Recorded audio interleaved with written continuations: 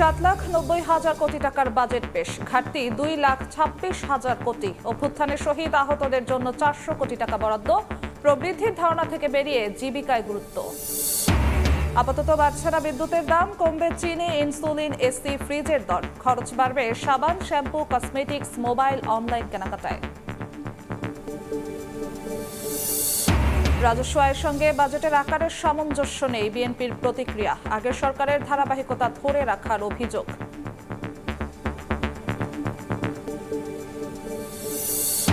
রাজনৈতিক দলগুলোর সঙ্গে দ্বিতীয় ধাপের সংলাপে ঐক্যমত্য কমিশন সভাপতিত্ব করছেন প্রধান উপদেষ্টা। সর্বদলীয় বৈঠকে সংস্কার ও জুলাই সনদ নিয়ে ঘোষণার সম্ভাবনা। এবং মেজর সিনহা হত্যা মামলায় প্রদীপ ও লিয়াকতের মৃত্যুদণ্ড হাইকোর্টেও বহাল। 6 জনের যাবজ্জীবন। পরিবার ও রাওয়া চেয়ারম্যানের সন্তোষ, দ্রুত আপিল নিষ্পত্তির আশা।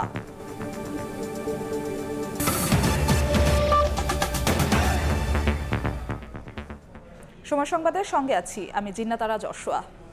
শুরুতেই বাজেট প্রসঙ্গ।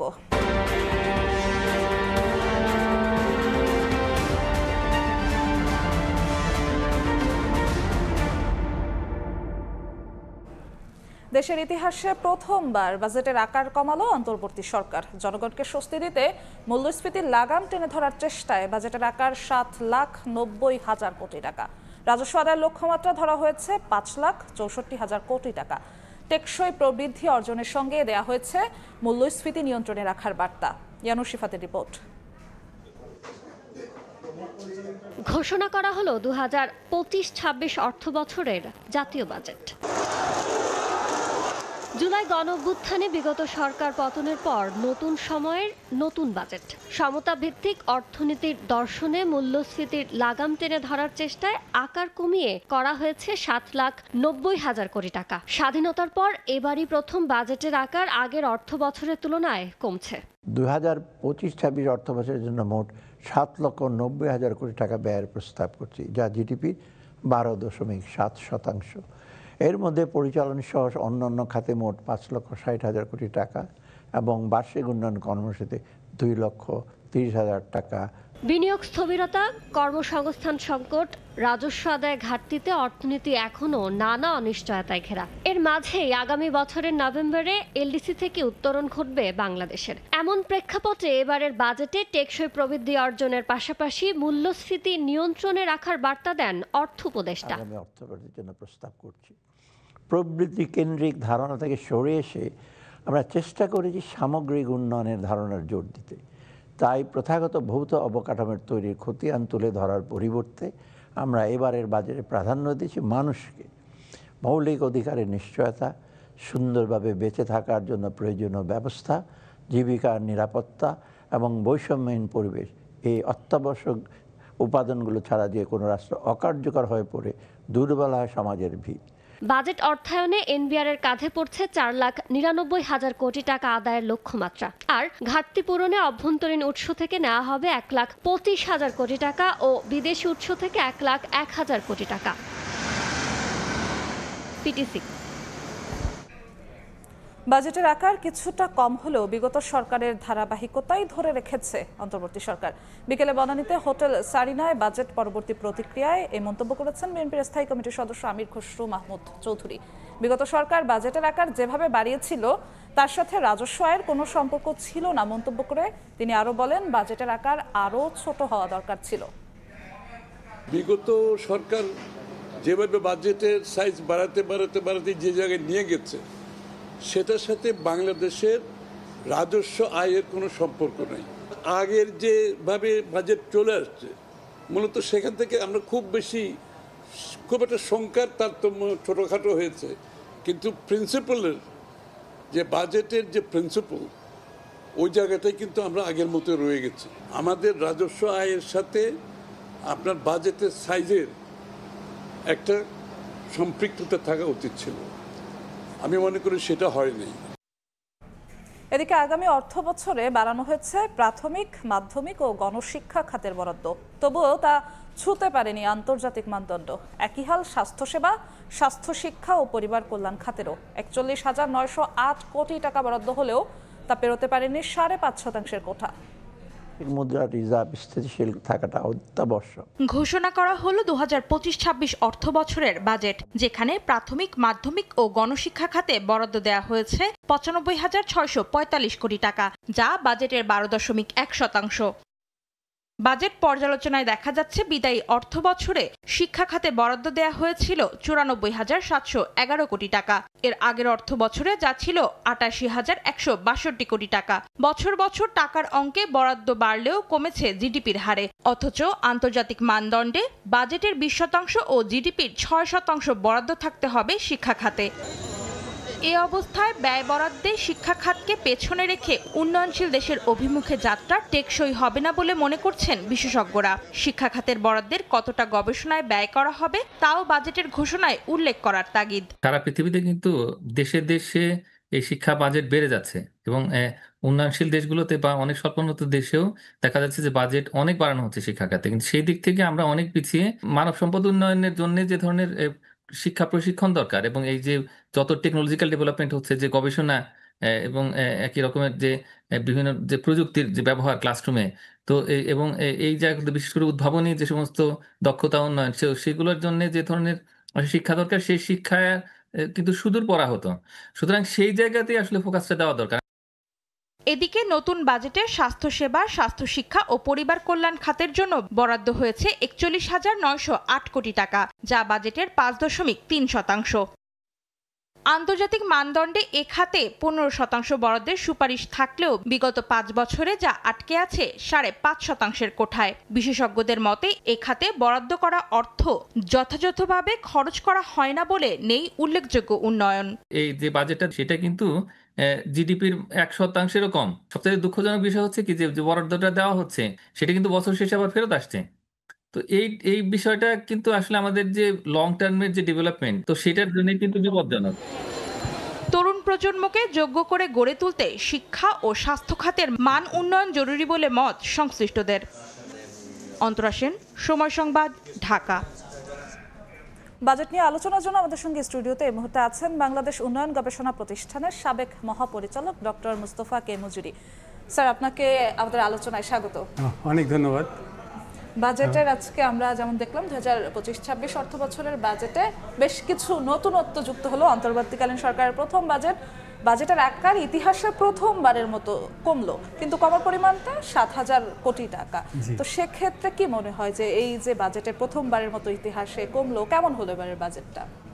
আসলে একটা জিনিস হচ্ছে যে আপনি যদি এই বাজেটটা যদি দেখি, আমরা বাজেটের উদ্দেশ্য কিন্তু খুব মহৎ, তাই না? কারণ আমরা দেখছি যে এই বাজেটটার কিন্তু মূল লক্ষ্যটা হচ্ছে একটা বৈষম্যহীন এবং টেকসই অর্থনৈতিক ব্যবস্থা গড়ে তোলার প্রত্যয় নিয়ে এই বাজেটটাকে তৈরি করা হয়েছে। এখন সেই লক্ষ্যে আমি মনে করি যে বাজেটের আকার এটা কিন্তু সর্বদাই সবচেয়ে বিবেচ্য বিষয় নয়।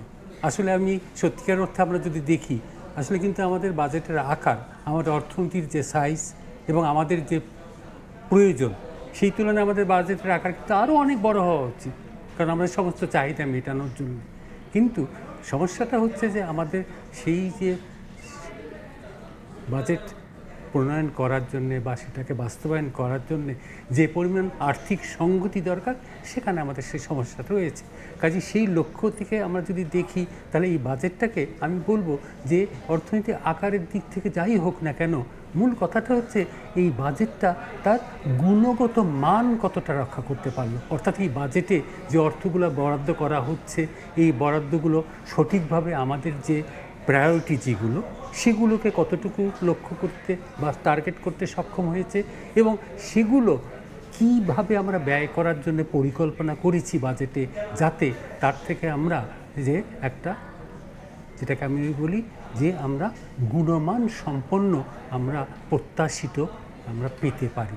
সেখানে আমি মনে করি যে বাজেটের আকারের চেয়ে এর গুণগত মান, এটা কিন্তু সবচেয়ে বড় বিবেচ্য বিষয় হওয়া উচিত বর্তমান পর্যায়ে এবং বর্তমান বছরের বাজেটের কনটেক্সটে। বিভিন্ন খাত যদি আমরা বলি, সেক্ষেত্রে দেখা যায় বোঝা যায় যে কোন কোন খাতে সরকার এবছর গুরুত্ব দিয়েছে এবং মোটামুটি দাগে অর্থ উপদেষ্টা যেমনটা বলেছেন যে তারা এবছর তারা আসলে যে বিষয়টিকে ফোকাস করতে চায় সেটা হচ্ছে মূল্যস্ফীতি নিয়ন্ত্রণে রাখা এবং জনগণের জীবনমান যেন উন্নয়ন হয় সেরকম কোনো বাজেট তারা প্রণয়ন করতে চায় এবং মূল্যস্ফীতিকেই প্রাধান্য দেওয়া হয়েছে। এবং বাজেটের যে চিত্র তাতে কি মনে হচ্ছে কতটা ফলপ্রসূ হবে মূল্যস্ফীতিকে নিয়ন্ত্রণে রাখা? এখন অবশ্যই একটা জিনিস হচ্ছে যে মূল্যস্ফীতি নিয়ন্ত্রণ এবং সমাজের যে বিশেষ করে স্বল্প আয়, দরিদ্র এবং মধ্যবিত্ত যারা আজকে মূল্যস্ফীতির কারণে তাদের আর্থিক সঙ্গতি কিন্তু অনেকটাই কমে গেছে এবং তাদের জীবনমানের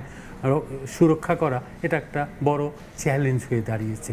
তাহলে কনটেক্সটে আমরা যদি বলি তাহলে একটা জিনিস আমাদের দেখতে হবে যে মূল্যস্ফীতি নিয়ন্ত্রণ করা এবং আমাদের প্রবৃদ্ধি বৃদ্ধি করা, এই দুটা কিন্তু অঙ্গাঙ্গিভাবে জড়িত। কারণ এই দুটো যদি আমরা না করতে পারি এই বাজেটে তাহলে কিন্তু আমরা এই যে আপনি যেটা বললেন যে লক্ষ্যগুলো, এই লক্ষ্যগুলো অর্জিত হবে না। এখন এই যে মূল্যস্ফীতি নিয়ন্ত্রণের জন্য এই বাজেটে আমরা যেটা দেখেছি, মূল্যস্ফীতি নিয়ন্ত্রণের জন্য কেন্দ্রীয় বাংলাদেশ ব্যাংক তাদের নীতি সুধার বাড়িয়েছে, অনেক বেশ কয়েক মাস হয়ে গেল তারা বাড়িয়েছে, কিন্তু তার কিন্তু কোনো সুফল আমরা এখনও পাইনি। মূল্যস্ফীতি কিন্তু এখনও এই ৯-১০-এর কোটায় রয়েছে।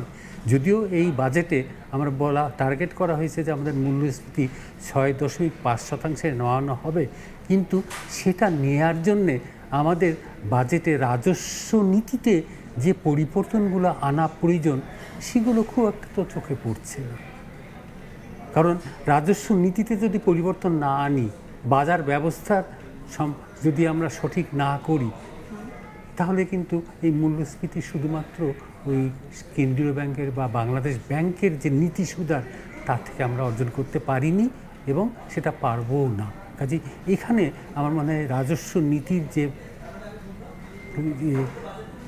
আমাদের পরিবর্তনগুলো প্রয়োজন, সেগুলোকে গুরুত্বটা আরো বেশি দেওয়ার একটা প্রয়োজন থাকা। রাজস্বের কথা যেহেতু আসলো, রাজস্ব আয় বাড়ানোর লক্ষ্যমাত্রা কিন্তু বাড়িয়ে ধরা হয়েছে এবং সেক্ষেত্রে এবারও এনবিআর এর কাঁধে পড়েছে ৪,৯৯,০০০ কোটি টাকা আদায়ের লক্ষ্যমাত্রা, বাকিটা এনবিআর বহির্ভূত থেকে। এবং আমরা যেমনটা দেখছি এবার বাজেট ঘাটতি কমিয়ে আনা হয়েছে, ২,২৬,০০০ কোটি টাকার কিছুটা বেশি বাজেট ঘাটতি ধরা হয়েছে। সেক্ষেত্রে এই বিষয়গুলো কি বার্তা দিচ্ছে? এখন একটা হচ্ছে যে রাজস্ব আয় থেকে আমরা যদি দেখি যে বিশেষ করে এনবিআরের রাজস্ব, এটাই তো সবচেয়ে বড় রাজস্ব আদায়ের খাত আমাদের। এখন এই কর আদায় বা রাজস্ব আয় এনবিআর যেটা করবে, এটা কিন্তু অনেকটাই নির্ভর করে আমাদের অর্থনীতি প্রবৃদ্ধি কতটুকু হচ্ছে, দেশে বিনিয়োগ কতটুকু হচ্ছে। কারণ অর্থনীতি যদি প্রবৃদ্ধি না ঘটে তাহলে কিন্তু রাজস্ব আদায়ের লক্ষ্যমাত্রা আমরা অর্জন করতে সক্ষম হব না। কাজে এটা কিন্তু এটা জড়িত।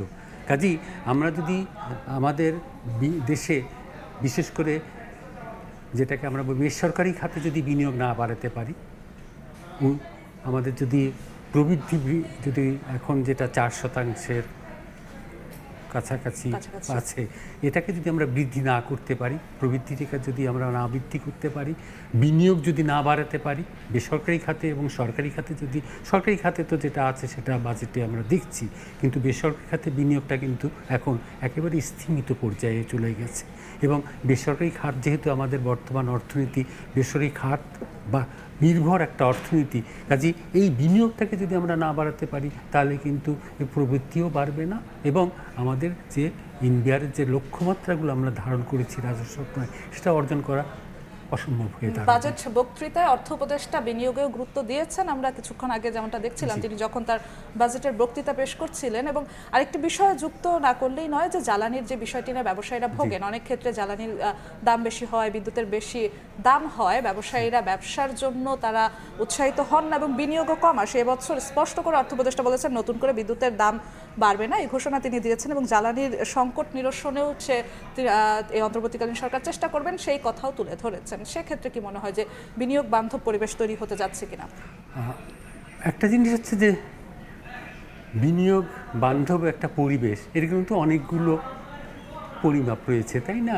শুধুমাত্র যেমন আমরা করের হার বা এই জ্বালানি, এগুলো একটা অংশ, অবশ্যই এগুলো বড় অংশ, কিন্তু এর সঙ্গে সঙ্গে যেটা হচ্ছে আমাদের রাজনৈতিক পরিবেশ, অর্থনৈতিক পরিবেশ, সামাজিক পরিবেশ, বিনিয়োগ বান্ধবের, এগুলো সবগুলোই কিন্তু দ্বারাই বিনিয়োগকারী নির্ধারণ করেন যে এখানে বিনিয়োগ করা কতটুকু তাদের জন্য লাভজনক হবে। কাজেই আমরা যদি সামগ্রিকভাবে যদি বিনিয়োগ পরিবেশটাকে উন্নত না করতে পারি, তাহলে কিন্তু দেশি বিনিয়োগও আসবে না, বিদেশি বিনিয়োগও আসবে না। কাজেই এটা মাথায় রেখে আমাদেরকে যেটা করতে হবে সেটা শুধুমাত্র এই জ্বালানি, অবশ্যই জ্বালানির একটা গুরুত্বপূর্ণ ভূমিকা রয়েছে, কিন্তু একটা জিনিস আমাদের মাথায় রাখতে হবে, জ্বালানি তো আমাদের আমদানি নির্ভর।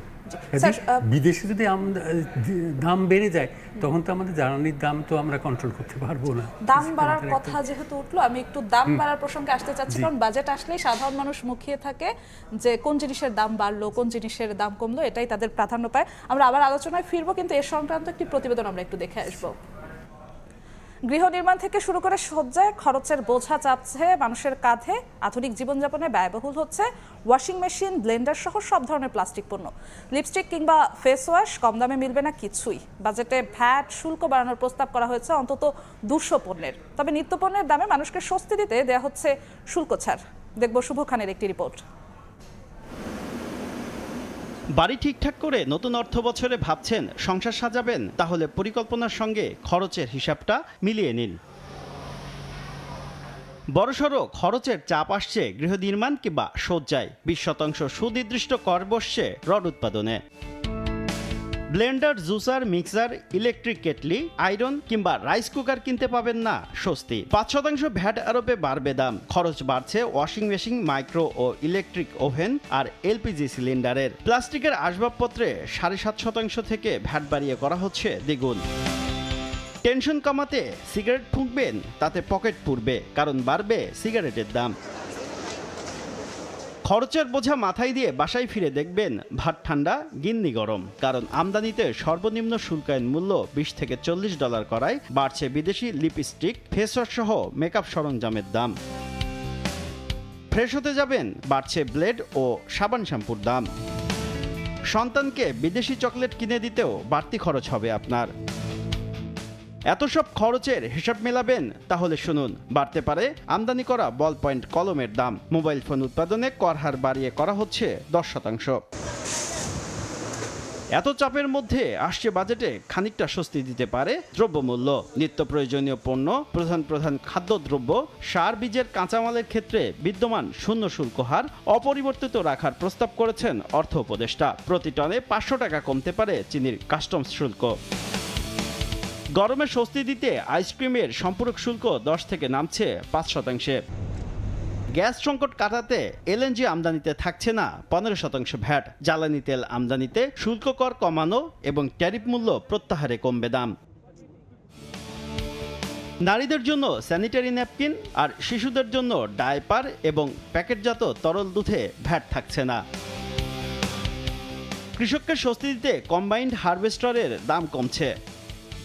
শর্ত সাপেক্ষে ভ্যাট মুক্ত থাকছে আইসিইউ, অ্যাম্বুলেন্স, হাইব্রিড ও ইলেকট্রিক গাড়ি উৎপাদন। কমতে পারে মাইক্রোবাস এবং 40 আসনের বাস আমদানিতে শুল্ক। শুভ খান, সময় সংবাদ, ঢাকা। দেখছিলাম প্রতিবেদন। আবারও ফিরবো আলোচনায়। আমাদের সঙ্গে আলোচনায় যুক্ত আছেন বাংলাদেশ উন্নয়ন গবেষণা প্রতিষ্ঠানের সাবেক মহাপরিচালক ডক্টর মুস্তফা কে মজুরি।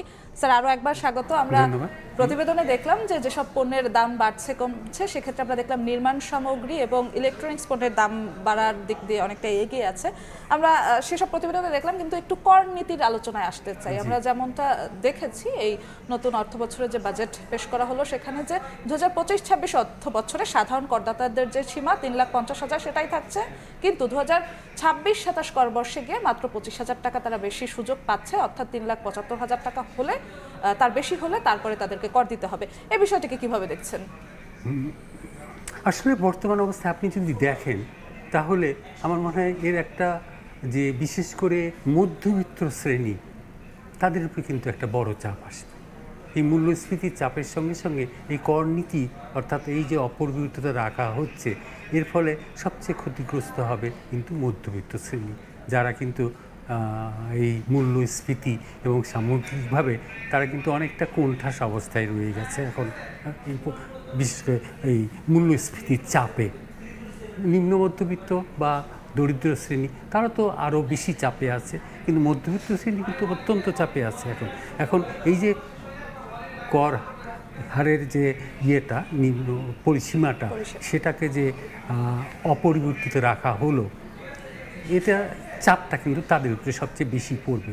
এখন পরবর্তী বছরগুলোতে কি হবে সেটা তো আমরা ভবিষ্যতের ব্যাপার, কিন্তু বর্তমান সময়ে আমি মনে করি যে এই যে পরিবর্তনগুলো হয়েছে এর ফলে এই নিম্ন মধ্যবিত্ত মধ্যবিত্ত এই শ্রেণীটাই কিন্তু অনেকটা বেশি চাপ অনুভব করবে।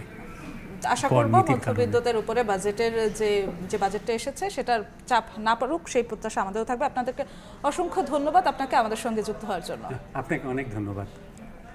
আমরা আলোচনা করছিলাম বাজেট নিয়ে আলোচনার জন্য আমাদের সঙ্গে যুক্ত হয়েছিলেন বাংলাদেশ উন্নয়ন গবেষণা প্রতিষ্ঠানের সাবেক মহাপরিচালক ডক্টর মোস্তফা কে মজুরি। যাচ্ছি অন্য প্রসঙ্গে, ফরেন সার্ভিস একাডেমির সামনে কথা বলছেন প্রধান উপদেষ্টার প্রেস সচিব, সরাসরি যাচ্ছি সেখানে। অনেকগুলো পার্টির নেতৃবৃন্দকে এক একজনকে বলবেন, এক একজন নেতৃবৃন্দ এসে তাদের সাথে ওনারা কথা বলবেন আর কি। অনেকগুলো ক্ষেত্রে 10-15টা পার্টির দেখা গেল নেতৃবৃন্দ একটা মিটিংয়ে এসছেন, এরকমও হতে পারে।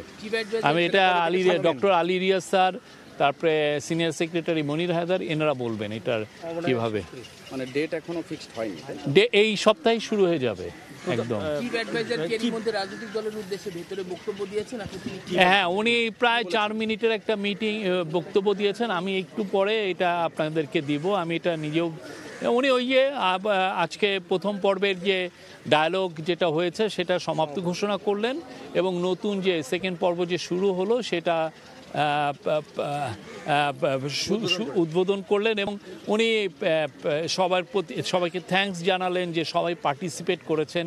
এটা খুবই একটা বাংলাদেশের মানুষের জন্য, আমাদের দেশের জন্য একটা ইম্পর্টেন্ট একটা ইভেন্ট, যে সমস্ত পলিটিক্যাল পার্টি এই ডায়ালগে যুক্ত হয়েছেন এবং দেশকে নতুনভাবে গড়ার, যে নতুন বাংলাদেশ গড়ার যে প্রতিশ্রুতি আমরা জুলাই অভ্যুত্থানের মাধ্যমে পেয়েছি, সেই মোতাবেক সবাই কাজ করছেন। এটা দিয়ে চিফ অ্যাডভাইজার সবাইকে থ্যাঙ্কস জানিয়েছেন। রাজনৈতিক দলগুলো মূলত আজকে যে কনসেনসাস কমিশনের সাথে তাদের যে এর আগের ইন্টারাকশন, আজকে তাদের এক্সপেকটেশন কি, তা এগুলো নিয়েই কথা বলবেন। রাজনৈতিক দলগুলো তাদের মতামত দিবেন, বক্তব্য দিবেন আজকে অবশ্যই অল্প। আমি যখন আসছি তখন একটা কি দুইটা পার্টি অলরেডি কথা বলছিল।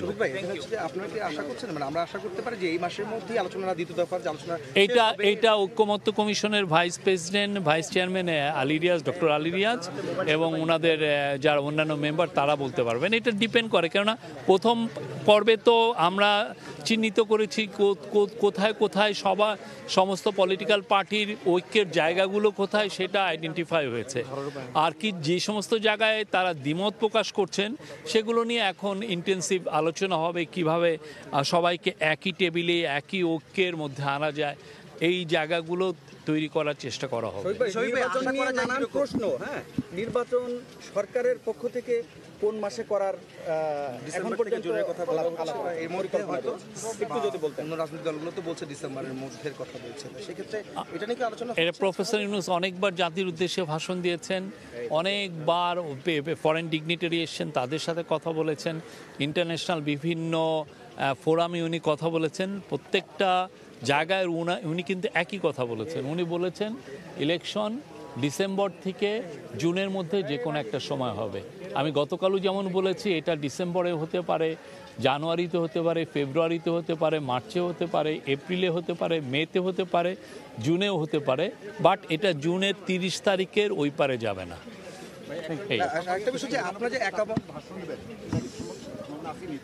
আমি এরকম কিছু শুনি নাই। আরেকটা বিষয় সেটা হচ্ছে যে আপনারা তো প্রথম ধাপের বৈঠক শেষ হয়েছে, মানে আলোচনা শেষ হয়েছে, দ্বিতীয় ধাপে শুরু হলো। আপনারা কি মনে করছেন রাজনৈতিক দলগুলো আসলে কতগুলো বিষয় একমত হয়েছে বা তাদের ইতিবাচক? এটা নিয়ে তো কিছুদিন আগে ডক্টর আলী রিয়াজ বলেছেন, ওনারা একটা প্রেস কনফারেন্স করেছে, এটা নিয়ে ওনারা যথেষ্ট এলাবোরেট ওয়েতে বলেছেন কোথায় কোথায় ঐক্যের জায়গাগুলো তৈরি হয়েছে, কোথায় কোথায় কেউ দ্বিমত করছে, সেই জায়গাগুলো ওনারা বলেছেন। তো এটা ওনারাই বলবেন, ওনারা এটা নিয়ে কাজ করছেন। তো খুবই সারাক্ষণ এটা নিয়ে ওনাদের কাজ।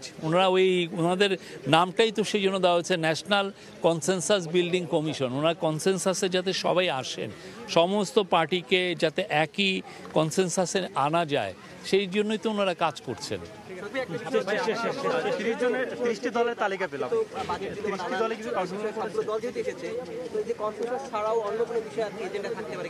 না না, এটা আজকের মিটিংটা তো কনসেনসাস বিল্ডিং কমিশনেরই মিটিং পলিটিক্যাল পার্টির সাথে।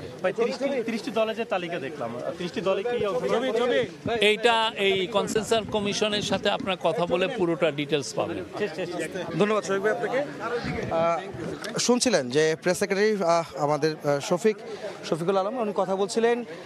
এখন আমরা কথা বলবো আসলে এই বিষয়গুলো নিয়ে যে আলোচনা হয়েছে বৈঠকের মধ্যে, যেখানে ডক্টর ইউনূস জাতীয় ঐক্যমত্য কমিশনের সভাপতি যিনি কথা বলেছেন, তিনি 4 মিনিট বক্তব্য রেখেছেন বলে আমরা জানতে পেরেছি। এবং একই সঙ্গে এখানে যে রাজনৈতিক দলগুলো কিন্তু বক্তব্য দিচ্ছেন, যে বক্তব্যের মাধ্যমে আসলে যেসব বিষয়গুলো আলোচনা হওয়ার কথা ছিল, অর্থাৎ সংস্কার কমিশন, যেসব সংস্কার কমিশন গঠন করা হয়েছে, সংস্কার কমিশনের যে সংস্কার প্রস্তাবগুলি দেওয়া হয়েছে রাজনৈতিক দলগুলোর মধ্যে স্প্রেডশিট আকারে, সেই শিটগুলিতে যেসব মতামত হচ্ছিল সেটি প্রথম ধাপে আলোচনা ছিল। সেখানে কিন্তু বেশ কিছু দল, 30টিরও বেশি দল কিন্তু অংশগ্রহণ করেছিলেন। কিন্তু আজকে দ্বিতীয় দফার আলোচনা শুরু হলো, যেটি উদ্বোধন করলেন অন্তর্বর্তীকালীন সরকারের প্রধান ডক্টর মোহাম্মদ ইউনূস। এবং দ্বিতীয় ধাপের এই আলোচনার আজকে উদ্বোধনের মাধ্যমে 28টি দল, রাজনৈতিক দল ইতিমধ্যে এসেছেন এই বৈঠকে ফরেন সার্ভিস একাডেমিতে, এবং তারা এইসব বিষয়ে আলোচনা করছেন। এবং পরবর্তীতে আসলে কী ধরনের আলোচনা হবে, এবং বিশেষ করে যে প্রেস সেক্রেটারি তিনি যেটা বললেন যে ঈদের আগে, অর্থাৎ আজকের পরে আরও একটি বৈঠক হবে, যে বৈঠকটি হবে দ্বিতীয় দফার দ্বিতীয় বৈঠক, এবং ঈদের পরেও কিন্তু সেই বৈঠকগুলি চলবে। এবং মে মাস নাগাদ আশা করা যাচ্ছে, বা তিনি বলছিলেন যে হয়তো খুব শীঘ্রই হয়তো এই বৈঠকগুলি শেষ হলে সংস্কার প্রস্তাবগুলি যখন একমত হবে তখন জুলাই সনদের দিকে তারা এগোতে পারবেন, জুলাই সনদ দিতে পারবেন। তো এই বিষয়ে আসলে আলোচনা করবো। আমার সঙ্গে রয়েছেন আমাদের সহকর্মী, যিনি এই ফরেন সার্ভিস একাডেমিতে ছিলেন, হাসান ওয়ালি। আমি আপনাকে জানতে চাইবো যে আজকে ভিতরে আসলে কী আলোচনা হচ্ছে, এবং আপনি দেখলেন যে প্রেস সেক্রেটারি তিনি কথা বলে গেছেন যে ভিতরে যে আলোচনাগুলি হচ্ছিল, কি ধরনের আলোচনা হয়েছে বলে আপনি জানতে পেরেছেন? 20 মার্চ থেকে 19 মে পর্যন্ত আপনি জানেন যে প্রথম দফায় যে আলোচনা হয়েছে ঐকমত্য কমিশনে, যেখানে 33টি রাজনৈতিক দলের সঙ্গে 45 দফায় 45টি অধিবেশনের মধ্য দিয়ে জাতীয় ঐকমত্য কমিশন বৈঠক করেছে। এবং জানেন যে 5টি সংস্কার কমিশন, মূলত সংবিধান, বিচার বিভাগ, পুলিশ, দুদক সংস্কার কমিশন, নির্বাচন ব্যবস্থা সংস্কার কমিশন, এই 5 সংস্কার কমিশন নিয়ে মূলত আলোচনা হয়েছে, বৈঠক হয়েছে। যেখানে আমরা জানি যে 166টি স্পেশালিটির মাধ্যমে যে প্রশ্নমালা দিয়েছিল যে রাজনৈতিক দলগুলোর কাছে ঐকমত্য কমিশন, সেখানে আসলে রাজনৈতিক দলগুলো তাদের মতামত দিয়েছে। বিএনপি 3 দিন টানা ধারাবাহিকভাবে আলোচনা করেছে, জামায়াত ইসলামী, এনসিপি সহ অন্যান্য রাজনৈতিক দল একাধিকবার বৈঠক করেছে। আজকে দ্বিতীয় দফার যেই আনুষ্ঠানিকভাবে উদ্বোধন সেটি করলেন প্রধান উপদেষ্টা ডক্টর মোহাম্মদ ইউনূস। এর মধ্য দিয়ে যেটা আসলে ঐকমত্য কমিশন বারবার বলে আসছে, বিশেষ করে সহসভাপতি অধ্যাপক আলী রিয়াজ, যে জুলাই নাগাদ তারা আসলে যে জুলাই সনদ, জাতীয় সনদ গঠন করতে চান, যেটি আসলে জুলাই সনদ হিসেবে নাম হবে, সেটি আসলে জুলাই মাসের মধ্যেই তারা শেষ করতে চান। সেই লক্ষ্য নিয়ে মূলত সামনের দিকে তারা অগ্রসর হচ্ছেন। আজকে মূলত যে আলোচনাগুলো হবে, এটি মূলত প্রধান উপদেষ্টার তরফ থেকে যে বার্তাটি, যে 5 আগস্টের পরে মানুষের সংস্কারের যে আকাঙ্ক্ষা, যে দীর্ঘদিনে যে স্বৈরতন্ত্র বাংলাদেশের উপরে জেঁকে বসেছিল, আগামী দিনে যাতে করে স্বৈরতন্ত্র না থাকে, সেটির যাতে করে কবর রচনা হয়, সেটি নিশ্চিত করার জন্যই মূলত এই দ্বিতীয় অধিবেশন শুরু হচ্ছে। এবং আমরা যতটুকু জানি যে দ্বিতীয় দফা যে বৈঠকগুলো হবে, সেখানে মূলত বেসিক বিষয়গুলো, মৌলিক বিষয়গুলো নিয়ে আলোচনা হবে। যেরকম প্রধানমন্ত্রীর মেয়াদ আসলে কয়বার হবে, তত্ত্বাবধায়ক সরকার কতদিন পর্যন্ত থাকবেন, সংবিধানে আসলে 70 অনুচ্ছেদে কোন কোন পর্যায়ে থাকবে, কতটুকু তারা আসলে চান, এই আলোচনা হচ্ছে। ধন্যবাদ ওয়ালি আপনাকে। আপনারা শুনতে পাচ্ছিলেন যে ওয়ালি আসলে ভিতরের বিস্তারিতগুলো আলোচনা করছিলেন, কি আলোচনা হয়েছে ভিতরে, কি ধরনের প্রস্তাবনা আসবে এবং সামনের দিনে কি আলোচনা হবে। বিশেষ করে একটি বিষয় একটু আমরা বলে রাখতে চাই, সেটি হচ্ছে যে বিভিন্ন রাজনৈতিক দল আসলে সংস্কার প্রস্তাবের সঙ্গে কিন্তু একমত, এবং তারা যেসব বিষয়গুলি তারা পেয়েছেন, বা তারা সরকারের পক্ষ থেকে বা কমিশনের পক্ষ থেকে যেসব বিষয়গুলি তাদেরকে দেওয়া হয়েছে, সেগুলির বিষয়ে তারা একমত হয়েছেন, কিছু জায়গায় দ্বিমত পোষণ করেছেন, কিছু জায়গায় মতামত তারা দিচ্ছেন।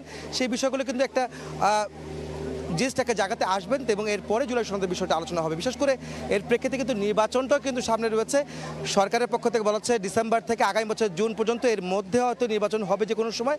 তবে বিভিন্ন রাজনৈতিক দল বিশেষ করে বিএনপি বলছে ডিসেম্বরের মধ্যে তারা নির্বাচন চাচ্ছেন। সেই বিষয়গুলো আসলে একমত হওয়া যাবে, যে কারণে সংস্কার প্রস্তাব দ্রুত সংস্কার শেষ করে তারা আসলে নির্বাচনের দিকে যাবে। সেটি কিন্তু বিএনপি সহ অন্যান্য রাজনৈতিক দলের একটি দাবি রয়েছে।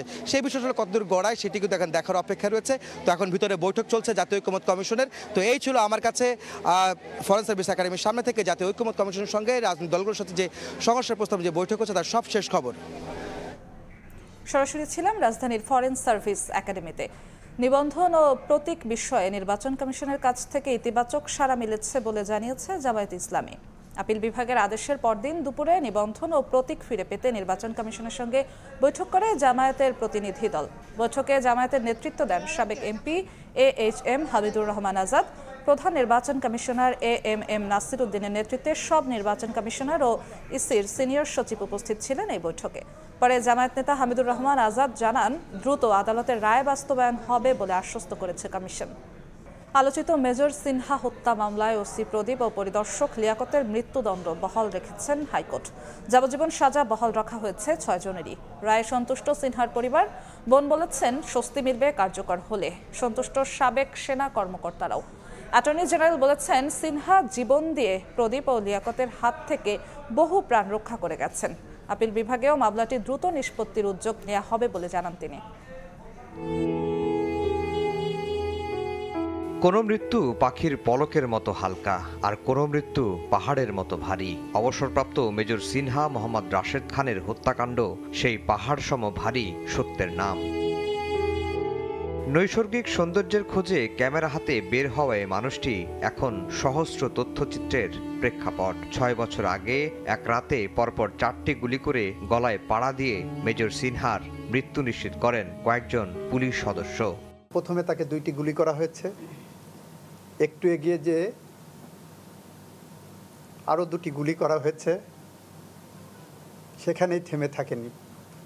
লিয়াকত তার নিথর দেহে পা দিয়ে আঘাত করেছে। প্রদীপ এসে তার নলির উপরে বুটের আঘাতে মৃত্যু নিশ্চিত করেছে।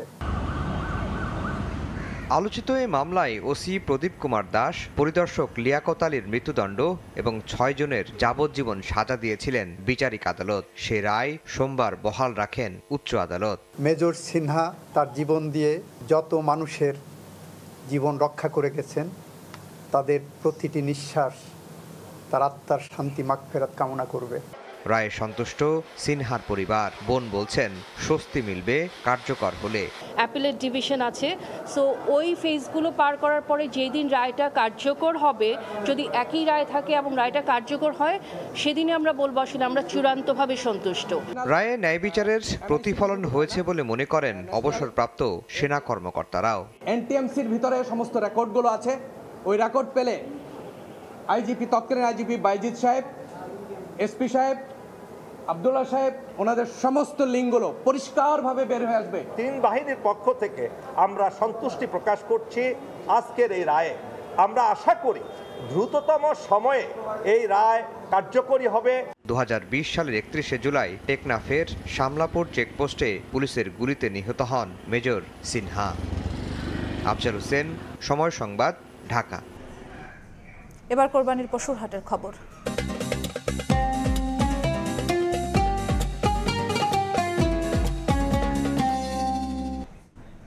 ধীরে ধীরে জমে উঠতে শুরু করেছে কোরবানির পশুর হাট। এই মুহূর্তে উত্তরার দিয়াবাড়ি হাটে আছেন রিপোর্টার আলামিন তুষার এবং রাজশাহীর ভবানীগঞ্জে আছেন মওদুদ রানা। সরাসরি শুরুতে যাচ্ছি তুষারের কাছে। তুষার,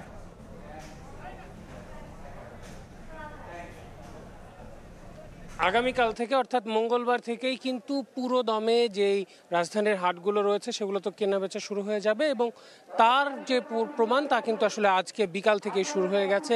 টুকটাক কেনাকাটা যেমন হচ্ছে তেমনি আসলে গরুর বা অন্যান্য যে গবাদি পশুগুলো রয়েছে সেই গবাদি পশুর সংখ্যা যদি বলা যায়, একের পর এক ট্রাক কিন্তু ঢুকছে এবং প্রতিটি ট্রাক আনলোড করে করে আসলে গরু, এবং বিশেষ করে আমি যে হাটে আছি এখানে কিন্তু গরুর সংখ্যাই আসলে বেশি। অল্প কিছু ছাগলও আমরা কিছু অংশে এসে দেখেছি এবং বেশিরভাগ গরু কিন্তু বিভিন্ন এখানে ঢাকার যে আশপাশগুলো রয়েছে, আশপাশের জেলাগুলো যেগুলো রয়েছে সেগুলো থেকে কিন্তু যে খামারগুলো রয়েছে, এছাড়া অনেকে আসলে বাড়িতে যারা আসলে যাদের গরু বড় করেছেন তারা কিন্তু এখানে নিয়ে এসেছেন এবং শেষ মুহূর্তের প্রস্তুতি বলা চলে আসলে বালু ফেলে এবং অন্যান্যভাবে গরুর যে খাবারের ব্যবস্থা করা এই সব কিছু কিন্তু করছেন এবং গরুর এখনও ওভাবে আসলে যারা ব্যাপারীরা রয়েছেন তারা আমাদেরকে যেমনটা বলছিলেন যে ক্রেতা সমাগম এখনও আসলে ওভাবে শুরু হয়নি, যদিও হাটে যে মানুষজনের যে সমাগম বেশ অনেক ভিড় সেটি কিন্তু আসলে চোখে পড়ার মতো এবং যেমনটা আমরা এখানে অনেকের সঙ্গে কথা বলে যেমনটা বুঝতে পারছি যে আসলে তারা আজকেই আসলে ওভাবে গরু না কিনলেও অনেকে আশপাশের এলাকায় যারা রয়েছেন তারা কিন্তু এসেছেন গরুগুলো আসলে দেখতে যে কেমন দাম হচ্ছে, কি হচ্ছে না হচ্ছে এবং এই যে সার্বিক এবং আমরা দেখেছি বড় বড় বেশ কিছু গরু এখানে এসেছে, যেমন একটি গরু আমরা দেখেছি সেটির নামই রাখা হয়েছে বিশাল। এর বাইরেও কিছুক্ষণ আগে আমরা একটা গরু দেখেছি যেটি আসলে পাবনা থেকে এসেছে, সেই গরুটিকে আমরা সেই গরুটির নাম আসলে যিনি খামারি বা ব্যাপারী রয়েছেন তিনি বলছিলেন যে রাজাবাবু, সেই গরুটি তিনি আসলে 13 লক্ষ টাকা তিনি আসলে করছেন এবং যথেষ্ট ওজনের গরু কিন্তু তিনি আসলে আমাদেরকে বলছিলেন। এর বাইরেও আমরা এখানে বেশ কিছু ধরনের যেমন মাঝারি থেকে বড় আকৃতির গরুও কিন্তু এখানে রয়েছে। তো এই ছিল দিয়াবাড়ি থেকে আমার কাছে এখানকার সবশেষ তথ্য। আমরা চলে যাব রাজশাহীতে, সেখানকার আমাদের যে সহকর্মী আছে তার কাছে জানবো সেখানকার পরিস্থিতি। জমজমাট বাজার বলতে যেটি বোঝায় যে ক্রেতা বিক্রেতার দরদাম এবং গরুর ক্রয় বিক্রয়, এই মুহূর্তে রাজশাহীর যে ভবানীগঞ্জ বাজারে রয়েছে এখন সেটি আসলে বিদ্যমান। আমরা যেটি দেখছি যে বাজার ভর্তি গরু, দুপুরের পর থেকে এখানে গরু এসছে এবং এখনও গরু আসছে এবং বাজারে গরুতে আসলে পরিপূর্ণ। ক্রেতারা যারা তারা দেখছেন এবং তারা যাচাই বাছাই করছেন, তাদের পছন্দ হলে দরদাম করছেন এবং গরু কিনে নিয়ে বাড়ি যাচ্ছেন। ঈদ যেহেতু খুবই কাছে সেই কারণে যে এই হাটে যারা এসেছেন তারা বলছেন যে আর অন্যান্য হাটে যাওয়ার সময় নেই, সে কারণেই তারা এই হাট থেকে গরু কিনতে চান এবং আমরাও যেটি দেখছি যে যারা বিক্রি করবে তারাও কিছুটা ছাড় দিচ্ছেন এবং যে যারা ক্রেতা রয়েছেন তারাও কিছুটা বাজেট মেলাচ্ছেন এবং গরু কিনে নিয়ে যাচ্ছেন এবং আমরা যেটি দেখছি যে দুপুরের পর থেকে বিপুল পরিমাণ গরু কেনা বেচা হচ্ছে। আমরা কথা বলেছিলাম ক্রেতাদের সাথে, তারা যেটি বলছেন যে অন্যান্য গত কয়েকদিনের অন্যান্য হাট এবং বিগত কয়েকদিনের তুলনায় আজকে এই ভবানীগঞ্জের বাজারে দাম কিছুটা কম, অন্যান্য হাটের থেকে অন্তত একটি গরু প্রতি 5 থেকে 10,000 টাকা কম এবং ক্রেতারা তাতে সন্তোষ প্রকাশ করছেন। অন্যদিকে বিক্রেতারা বলছেন যে এবার গোখাদ্যের দাম বেশি, যে কারণে তারা কিছুটা দাম বাড়িয়ে বলছিলেন কিন্তু তারা তাদের যে চাওয়ার দাম সেই চাওয়ার দামটি পাননি, যার কারণে তারা কিছুটা কম হলেও এখানে ছেড়ে দিচ্ছেন এবং ইজারাদাররা বলছেন যে বাজারে যাতে কোনো ধরনের অনাকাঙ্ক্ষিত ঘটনা না ঘটে তারা পর্যাপ্ত নিরাপত্তা রেখেছেন এবং এই কেনাবেচা সন্ধ্যা পর্যন্ত চলবে। এই ছিল রাজশাহীর ভবানীগঞ্জ থেকে আমার কাছে সর্বশেষ। রাজধানীর দিয়াবাড়ি এবং রাজশাহীর ভবানীগঞ্জ থেকে কোরবানির পশুর হাটের খবর জানাচ্ছিলেন সহকর্মীরা। লোকালয়ে ঢুকছে বানের জল, ডুবছে একের পর এক গ্রাম। কুশিয়ারার বাঁধ ভেঙে প্লাবিত জকিগঞ্জের নিম্নাঞ্চল, মৌলভীবাজারে পানিবন্দী মানুষের দিন কাটছে অর্ধাহার অনাহারে। টানা বর্ষণ ও উজানের ঢলে ব্রাহ্মণবাড়িয়ায় শুধু 19টি গ্রামই ডুবেনি, পানির নিচে স্থলবন্দর, সড়ক ও ইমিগ্রেশন ভবন এলাকাও। তিস্তার পানি বেড়ে যাওয়ায় কুড়িগ্রামেও তলিয়ে গেছে ঘরবাড়ি ও ফসলি জমি।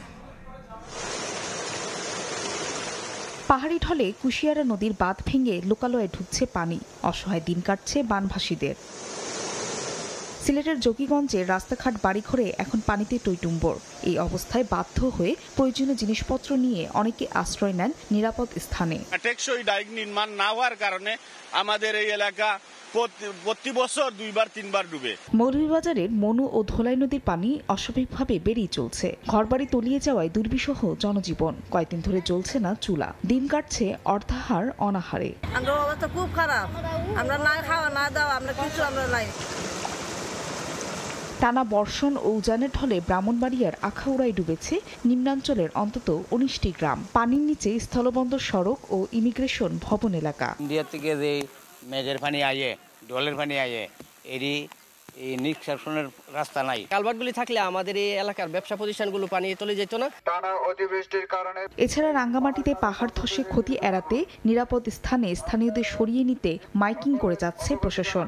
ইতোমধ্যে 246টি আশ্রয় কেন্দ্রে অবস্থান করছেন 5 শতাধিক মানুষ। আর খাগড়াছড়িতে সড়ক তলিয়ে যাওয়ায় দুদিন ধরে দীঘিনালা লংগদু সড়কে বন্ধ যান চলাচল। চট্টগ্রামে বৃষ্টিতে বেশ কয়েকটি এলাকায় জলাবদ্ধতার সৃষ্টি হয়, দুর্ভোগে পড়েন পথচারীরা, ব্যাহত হয় যান চলাচলও। এদিকে ফরিদপুরে ঈদের পর ধান কাটার কথা ছিল কৃষকের, কিন্তু টানা বৃষ্টিতে ডুবে গেছে জমি, তাই আগাম ধান কেটে লোকসানে পড়েছেন অনেকেই। ধান কাটলো ঈদের 15 দিন পরে, এই জায়গায় এখনই কাটতেছে, কাছে যে কাটার মতন নাই, পয়সা গলে গেছে। এছাড়া কয়েকদিনের বৃষ্টিতে নেত্রকোনা ও কুড়িগ্রামেও নদ নদীর পানি বেড়েছে, প্লাবিত চরাঞ্চল সহ নিচু এলাকা, তলিয়ে গেছে ঘরবাড়ি ও ফসলি জমি। পানির চাপ বাড়তে থাকায় নীলফামারীতে তিস্তা ব্যারেজের ডালিয়া পয়েন্টের 44টি জলকপাট খুলে দিয়েছে পানি উন্নয়ন বোর্ড। ফাহরিয়া ফারজানা, সময় সংবাদ। এই মুহূর্তে সিলেটের জকিগঞ্জে আছেন রিপোর্টার আমিনুল ইসলাম, সরাসরি যাচ্ছি তার কাছে। আমিনুল, এই মুহূর্তে আমরা রয়েছি জকিগঞ্জের এম এ হক চত্বরে। এই চত্বরটি পুরোটাই ডুবে গিয়েছে এবং 2022 সালের যে ভয়াবহ বন্যা, তখনও কিন্তু এই এম এ হক চত্বরে পানি ওঠেনি। এবং আমরা যদি বাজারের পুরো চিত্রটি একটু আপনাদেরকে দেখাই, পুরো বাজারের সবগুলো দোকানেই এই মুহূর্তে পানি রয়েছে এবং এতে হচ্ছে জকিগঞ্জের যে সাধারণ মানুষজনের যে চলাচল, সেটি কিন্তু ভয়াবহ ভোগান্তির মধ্য দিয়ে তারা সময় অতিবাহিত করছেন। একদম সকাল থেকে যখন বাঁধে ভাঙন দেখা দিয়েছে, বাঁধের দুটি অংশে কুশিয়ারা নদীর পানি এমনিতেই তো বিপদসীমার উপর দিয়ে বইছে গেল রাত থেকে, ভোর নাগাদ আসলে বাঁধের দুটি অংশে ভেঙে যাওয়ার কারণে এই পুরো জকিগঞ্জ এলাকাটি ডুবে যায় এবং ব্যাপক ক্ষতির মুখে রয়েছেন এখানকার বাসিন্দারা থেকে শুরু করে বাজারে যেসব ব্যবসায়ীরা রয়েছেন তারা। এবং পানি উন্নয়ন বোর্ড এবং স্থানীয় প্রশাসন থেকে যেটি বলা হচ্ছে যে এখানকার বাসিন্দাদের মধ্যে যে এই যে পানির আতঙ্ক, সেটি প্রবল বৃষ্টিপাত যখন শুরু হয় এবং পাহাড়ি ঢল, বিশেষ করে এই এলাকাটি ভারতের নিকটবর্তী হওয়াতে কিন্তু ভারতের যে পাহাড়ি ঢল রয়েছে সেই পাহাড়ি ঢলের কবলে পড়ে কিন্তু এই এলাকাতে প্রতি বছরই আসলে আমরা দেখতে পাই পানি যে বন্যা কবলিত হয়ে থাকে। এবং এখনো পর্যন্ত যেহেতু বন্যা হয়নি, কিন্তু বন্যার একটি ঝুঁকি কিন্তু ইতিমধ্যে দেখা দিয়েছে। তবে এখানকার স্থানীয় যে প্রশাসন রয়েছে, বিশেষ করে ইউএনও এবং এখানকার অন্যান্য যেসব স্থানীয় প্রশাসনের কর্মকর্তা, তাদের কর্মতৎপরতার ব্যাপার নিয়ে এই এলাকার মানুষের অসন্তোষ রয়েছে। তবে জেলা প্রশাসনের কার্যালয় থেকে একজন অতিরিক্ত জেলা প্রশাসক কিন্তু এই এলাকাতে বিকেল নাগাদ ভিজিট করেছেন। তো এই ছিল আসলে এখানকার চিত্র এবং আমরা ফিরে যাচ্ছি স্টুডিওতে। সরাসরি ছিলাম সিলেটে। সময় সংবাদে আরো থাকছে। হাইকোর্টে বিফল ফারুক আহমেদ, বিসিবি সভাপতির পদ থেকে অপসারণের বৈধতা চ্যালেঞ্জ করে রিটে আদেশ দেয়নি উচ্চ আদালত, বাদ পড়ল কার্যতালিকা থেকেও।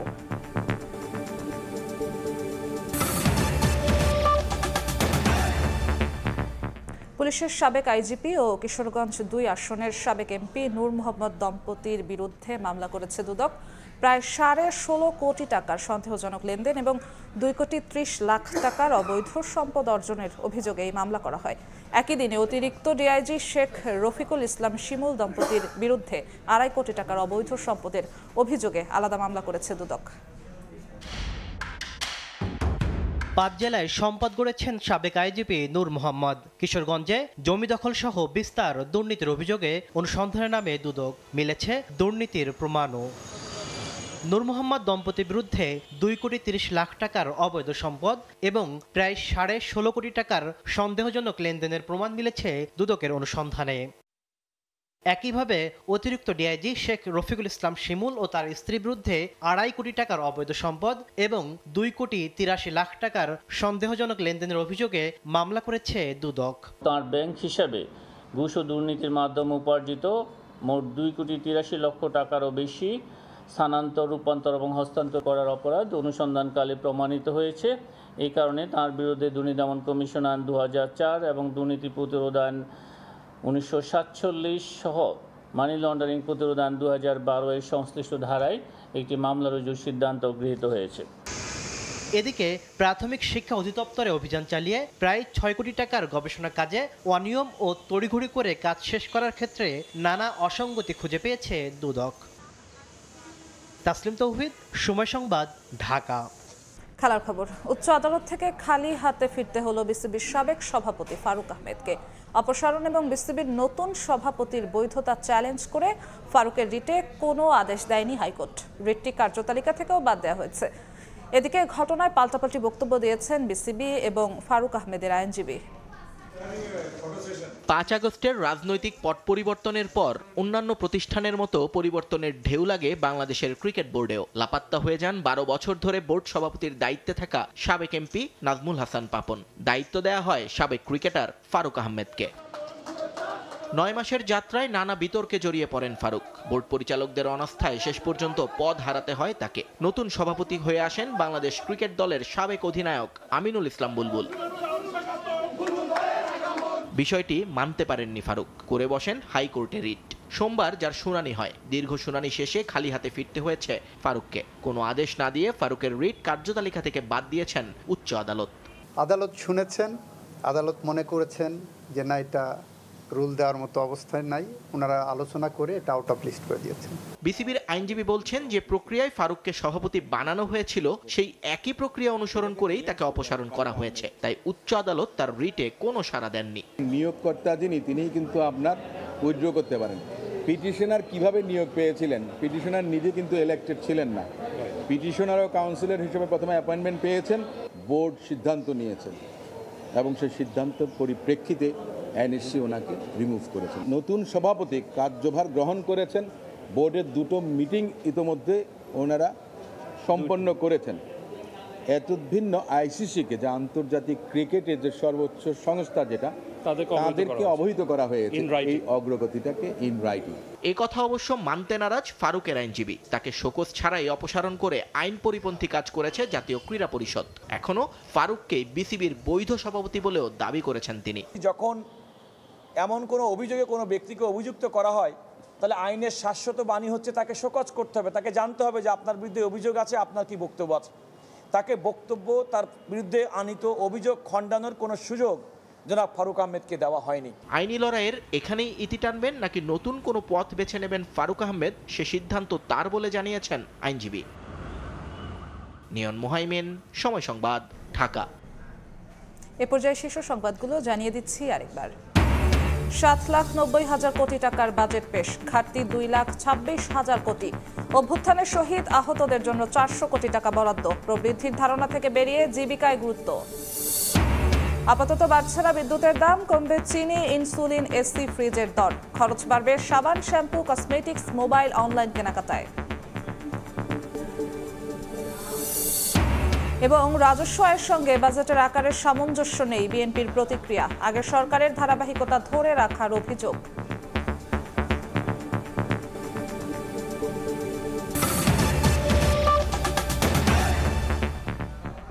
এই ছিল সময় সংবাদে, সঙ্গেই থাকুন সময়ের।